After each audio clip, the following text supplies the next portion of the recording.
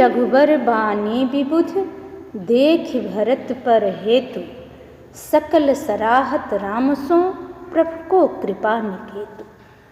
देखें, पिछले छंद में हमने देखा कि राम जो है भरत के शील स्वभाव का, उनके आदर्श चरित्र का वर्णन करते हुए उनके प्रेम में अत्यंत निमग्न हो गए हैं, डूब गए हैं। और इस प्रकार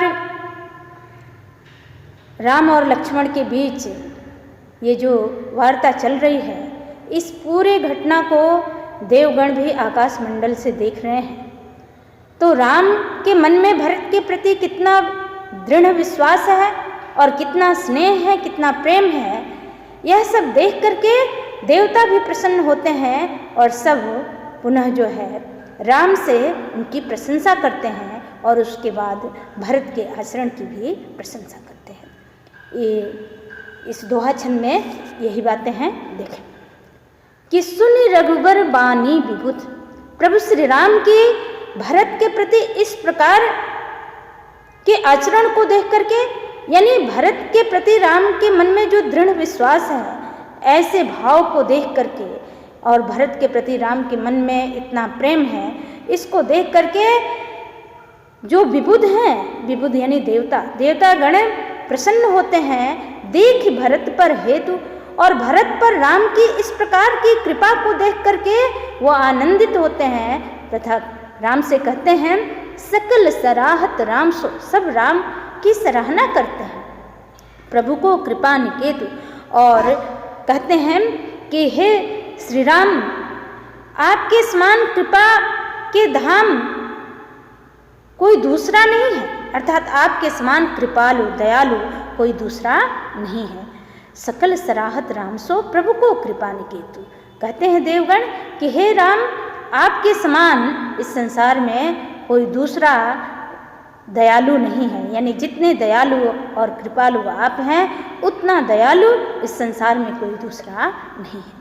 और आगे वो राम से स्वयं भरत की प्रशंसा करते हैं। नीचे के चौपाई छंद में देखेंगे, जौन होत जग जन्म भरत को, सकल धर्म धुर धरन धरत को, कवि कुल अगम भरत गुण गाथा, को जाने तुम बिन रघुनाथा, लखन राम सिय सुनि सुरबानी, अति सुख लहउ न जाई बखानी। कहते हैं देवगण राम से कि हे राम, सभी देवता भरत जी के गुणों की चर्चा करते हैं और कहते हैं कि हे राम, यदि इस संसार में जौन होत जग जन्म भरत को, कि यदि इस संसार में भरत का जन्म न हुआ होता तो सकल धर्म धुर धरन धरत को, धरणी इस धरा पर संपूर्ण धर्मों की धुरी को कौन धारण करता। अर्थात देवता यह कहना चाहते हैं कि भरत का आचरण समस्त धर्मों की धुरी है। यहाँ धर्म से आशय है श्रेष्ठ आचरण, श्रेष्ठ गुण, कि भरत का आचरण संपूर्ण धर्मों की धुरी है।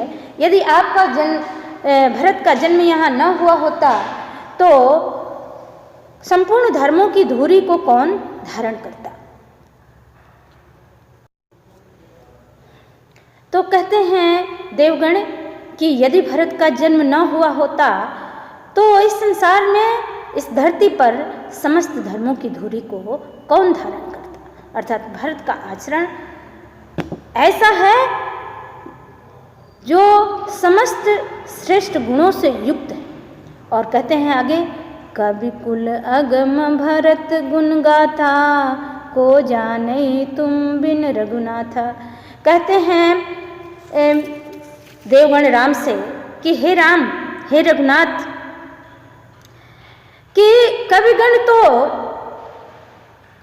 भरत के आचरण का गुणगान करने में असमर्थ है।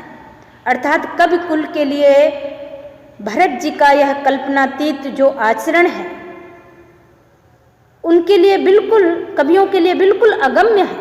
अर्थात कहने का भाव क्या है कि भरत का आचरण इतना श्रेष्ठ है कि वह वर्णन से परे है। उस श्रेष्ठ आचरण को वर्णित करने में कविगण असमर्थ हैं। को जाने तुम बिन रघुनाथा, हे रघुनाथ, हे श्री राम, आपके अतिरिक्त भरत को कोई और नहीं समझ सकता, कोई और नहीं जान सकता। अर्थात भरत का आचरण इतना श्रेष्ठ है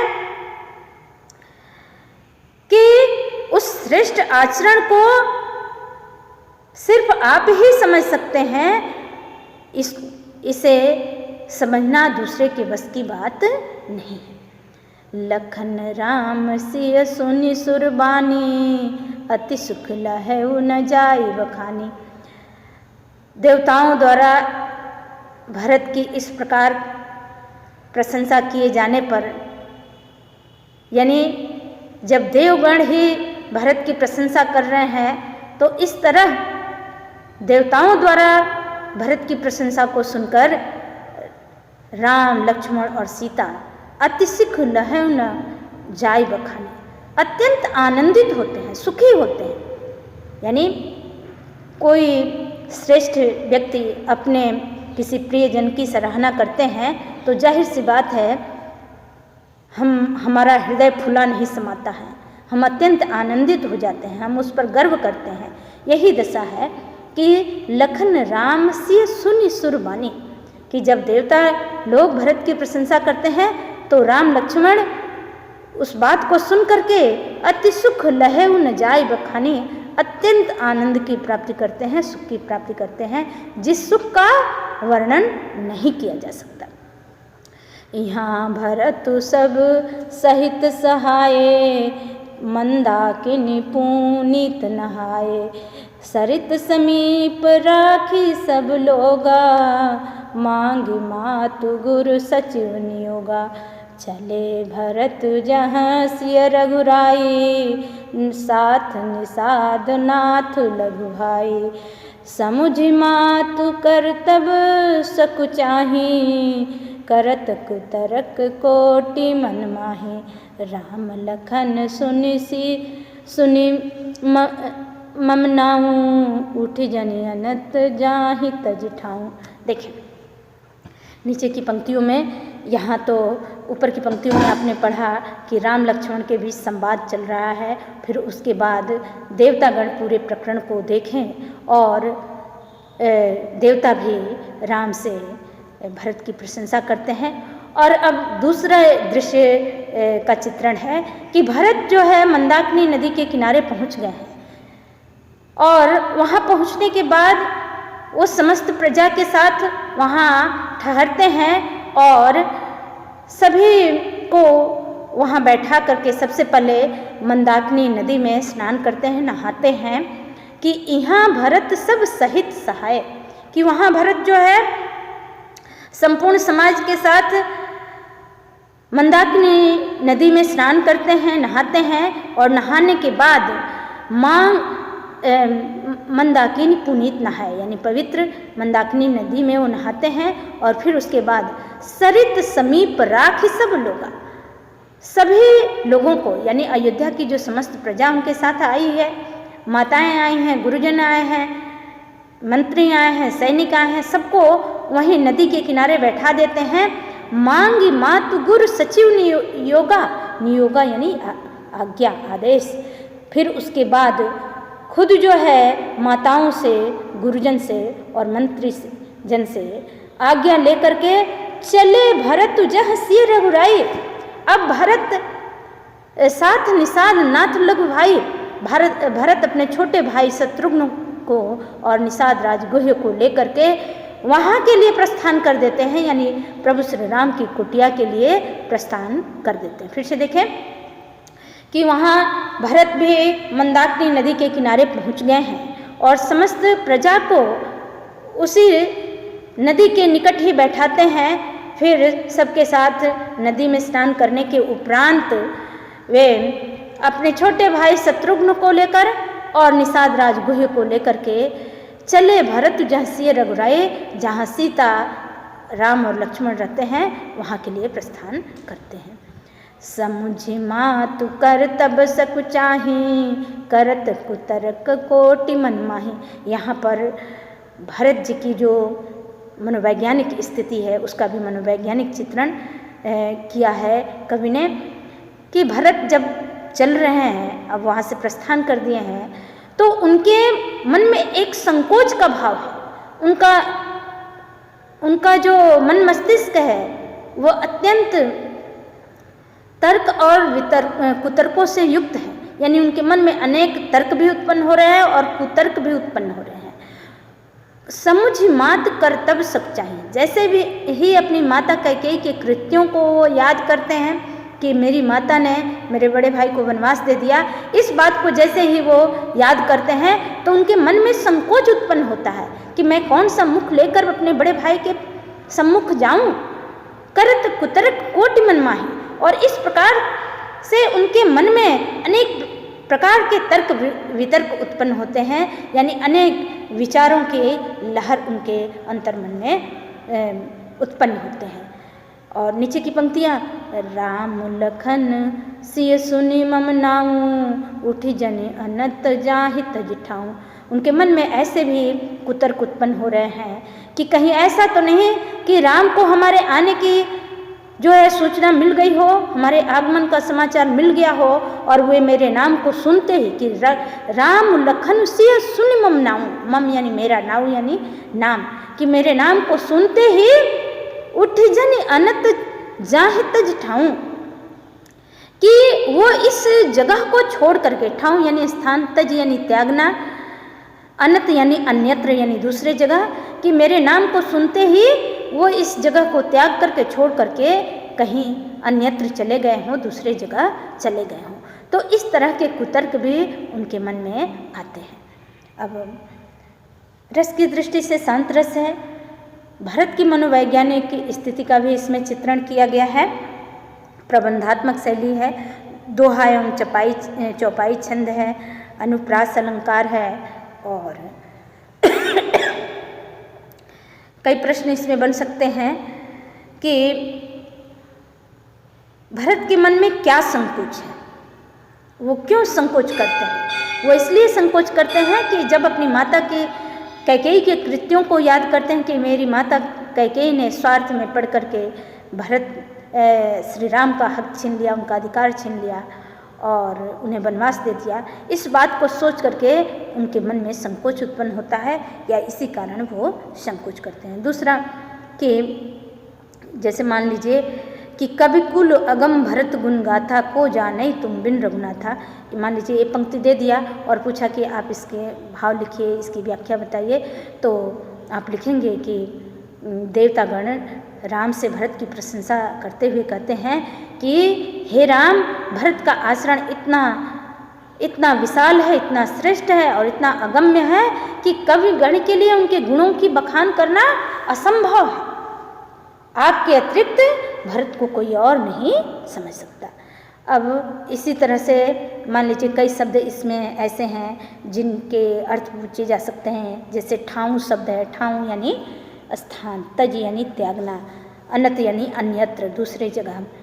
फिर उसी तरह से जो है कई शब्द ऐसे हैं जैसे कुतरक है, तो कुतरक जैसे कि ये अवधी भाषा में है, इसका तत्सम रूप क्या होगा, तो इसका तत्सम रूप हो गया कुतर्क, को में छोटा ऊ की मात्रा त और क, फिर उसके ऊपर र, कुतर्क। अब हम आगे के छंदों को देखेंगे। मातु मते महुमानि मोह, जो कछु करहि सुथोर, अघ अवगुण क्षमे आदर हैं, समुझ आपनी ओर।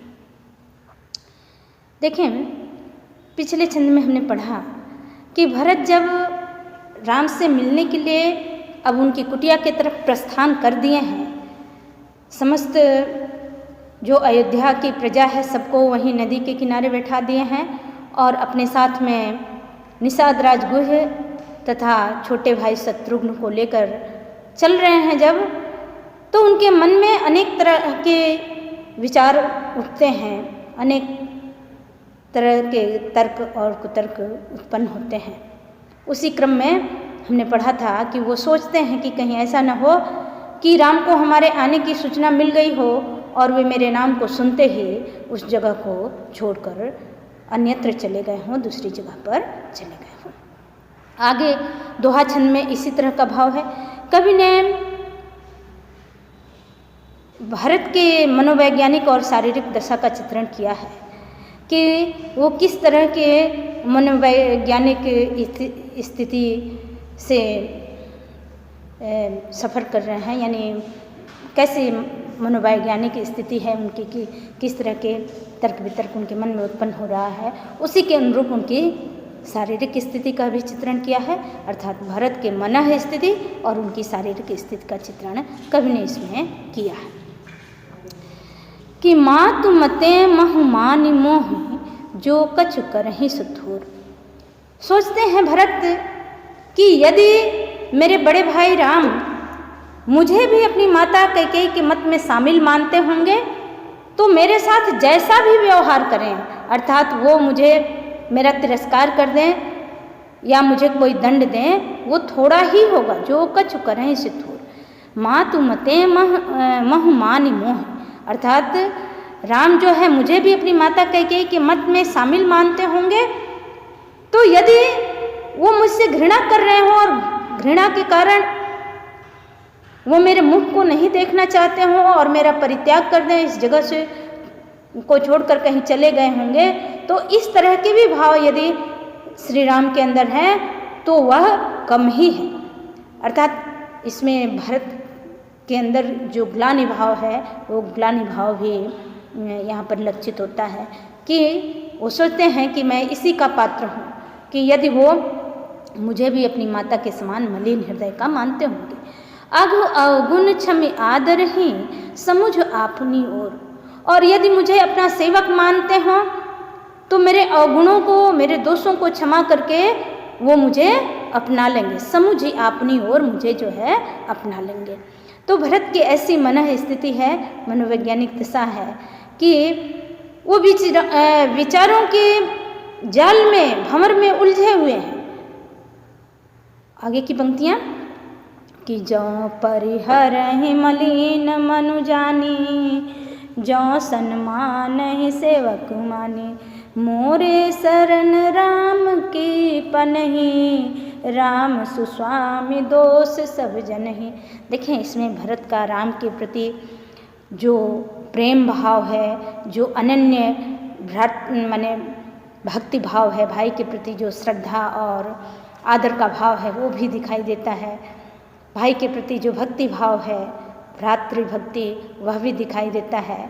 कहते हैं भरत सोचते हैं कि जो परिहरहि मलिन मनु जानी, कि यदि मुझे राम मलिन मन का मानते हों, कपटी मन का मानते हों और कपटी मन का मान करके मेरा परित्याग कर दें, परिहर यानी परित्याग करना, कि यदि राम मुझे मलिन मन का जानकर मेरा परित्याग कर दें, जो सन्मान ही सेवक मानी, और यदि मुझे अपना सेवक, अपना छोटा भाई अनुज मान करके जो है मुझे अपना लेते हैं, मेरे अवगुणों को क्षमा करके और मुझे सम्मान देते हैं, सम्मान यानी सम्मान देते हैं, यहाँ सम्मान देने से ऐसा है कि मुझे अपना लेते हैं, तो यह श्री राम की क्या है, हृदय की विशालता है या उनका बड़प्पन है। मोरे शरम राम की पन्ही, कहते हैं भरत कि मैं तो प्रत्येक दशा में, कि चाहे वो मुझे मेरा परित्याग कर दें या मुझे अपना लें, मैं प्रत्येक दशा में उनके चरण पादुका के शरण में ही हूँ, अर्थात उनके चरणों में ही मेरा शरण है।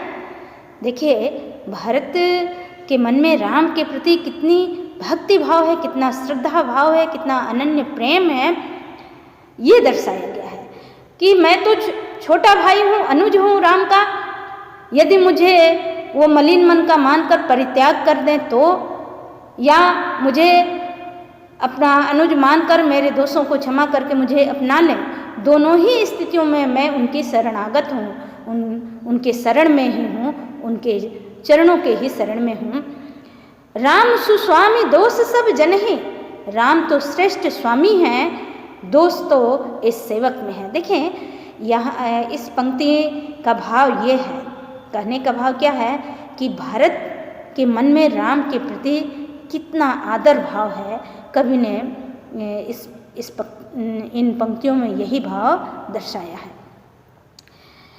कहते हैं आगे, भरत के मन का ये विचार है कि जग जस भाजन चातक मीना, नेम प्रेम निज निपुण बिना, कि इस संसार में दो ही जो है यश के पात्र हैं और सम्मान के पात्र हैं। कौन? जो अपने प्रेम और नियम में सबसे श्रेष्ठ है और दृढ़ प्रतिज्ञ है। कि जग जस भाजन चातक मीना, इस संसार में यश के पात्र तो सिर्फ चातक के यानी चातक पक्षी और मीना यानी मछली।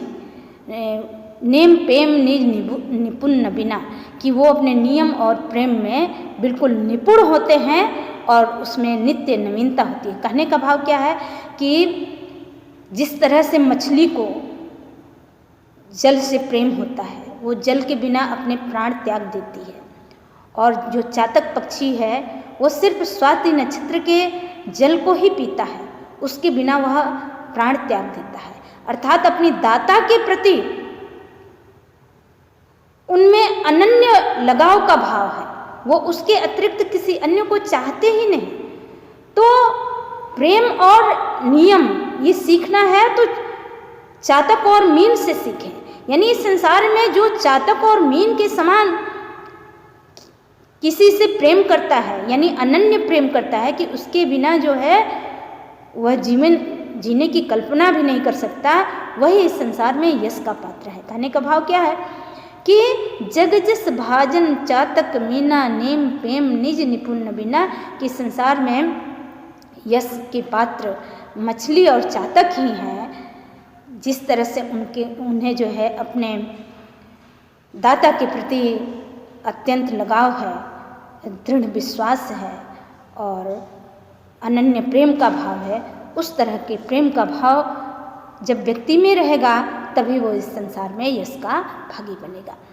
असमन गुणत चले मग जाता, सकुच स्नेह शिथिल सब गाता, कि असमन गुणत चले मग जाता, सकुच स्नेह शिथिल सब गाता, फेरति मनहु मातु कृत खोरी, चलत भगति बल धीरज धोरी। देखें, इस तरह के विचारों में उलझे हुए, यानी इस तरह के विचारों में चिंतन मनन करते हुए भरत चले जा रहे हैं। असमन गुणत, यानी इस जैसे कि ऊपर की पंक्तियों को आपने पढ़ा, तो ऐसे विचारों में उलझे हुए भरत या ऐसे विचारों में चिंतन मनन करते हुए भरत चले जा रहे हैं और उनका संपूर्ण शरीर सकुच स्नेह शिथिल सब गाता, राम के प्रेम में इस तरह से मग्न है। यानी उनकी शारीरिक और मानसिक दशा का चित्रण कभी नहीं किया है कि इस तरह अनेक विचारों में उलझे हुए भरत चले जा रहे हैं और उनका संपूर्ण शरीर राम के प्रेम में निमग्न है और इसलिए उनका शरीर शिथिल पड़ गया। शिथिल सब गाता, गाता यानी शरीर। फेरति मनहु मातु कृत खोरी, चलत भगति बल धीरज धोरी। जब भी वो अपनी माता के कृत्यों को याद करते हैं, यानी जब उनकी माता द्वारा किए गए कार्य उन्हें याद आते हैं, तो उनके मन में एक संकोच उत्पन्न होता है। वो सोचते हैं कि मैं कौन सा मुख लेकर अपने बड़े भाई के सम्मुख जाऊं। इस तरह के विचार आते ही उनके कदम ठिठक जाते हैं, रुक जाते हैं। वो संकोच करते हैं कि आखिर क्या मुख लेकर के जाऊं मैं राम के सम्मुख। लेकिन जैसे ही वो अपने बड़े भाई राम के स्वभाव को याद करते हैं तो चलत भगत बल धीरज धोरी, कि राम के भक्ति के बल पर वो आगे बढ़ने लगते हैं।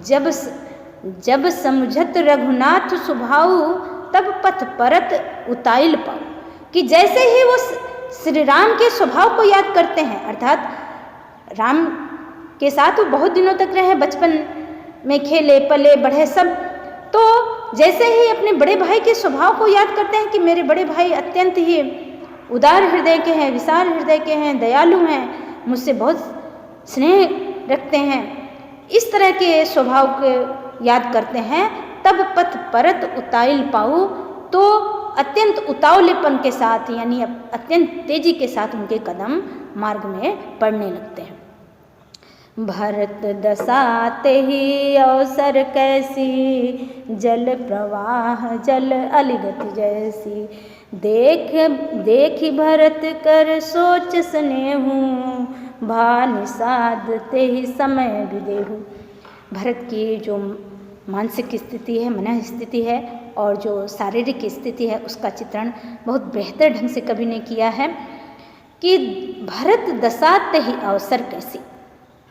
भरत के मन में विचारों की लहर उत्पन्न हो रही है, माता के कृत्यों को याद करके उनके कदम ठिठक जाते हैं, रुक जाते हैं, और भाई के स्वभाव को जब याद करते हैं तो उतने ही तेजी से वो आगे बढ़ने लगते हैं।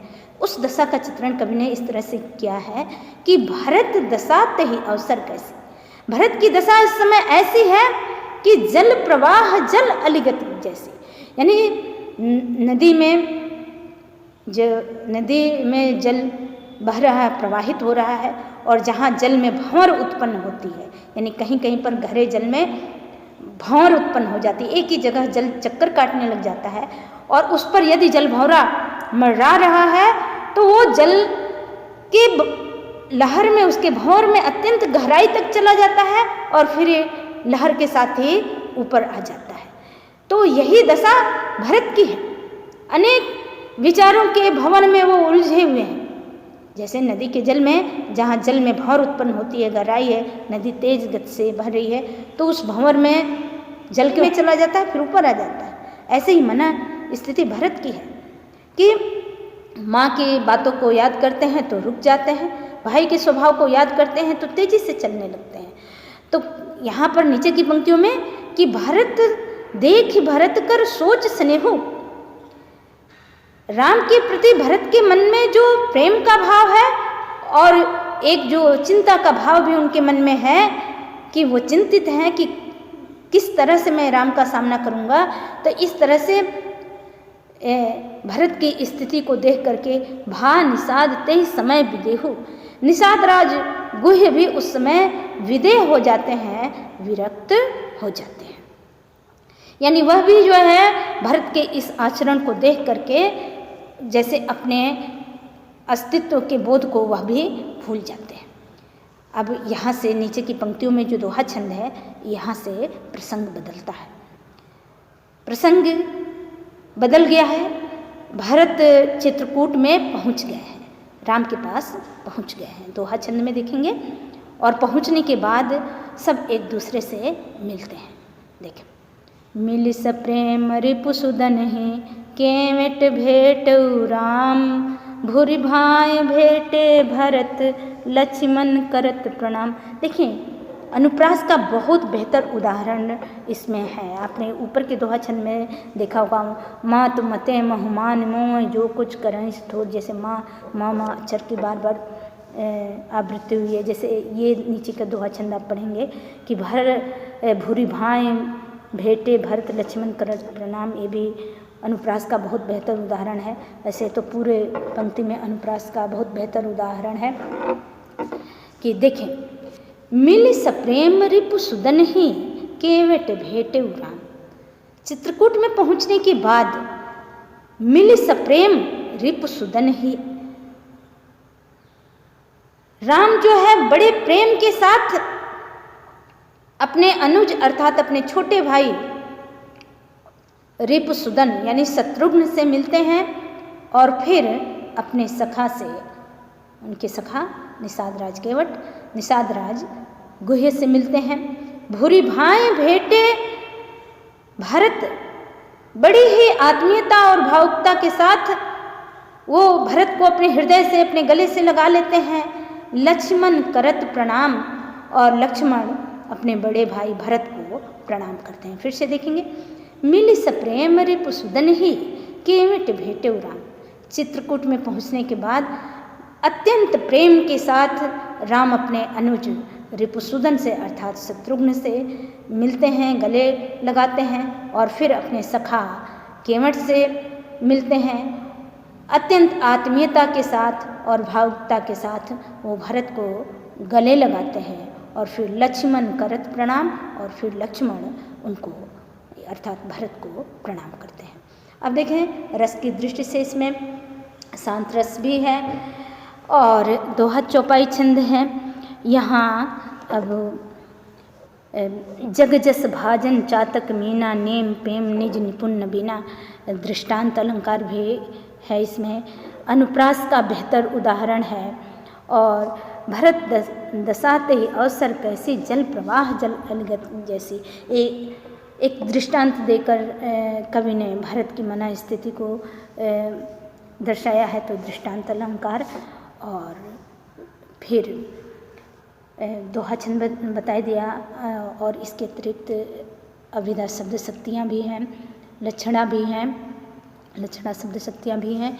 और जैसे कुछ शब्द हैं जिनके अर्थ जान ले, परिहरण यानी त्याग देना, पनही यानी चरण पादुका यानी जो हम पैर में जूते पहनते हैं उसको भी पहले उसको लकड़ी से उससे बने हुए होते थे, उसको पनही कहा जाता है। फिर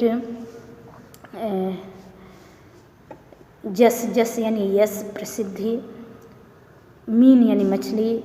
फिर आगे की पंक्तियाँ, उताई यानी उतावलेपन के साथ, पाऊ यानी पैर,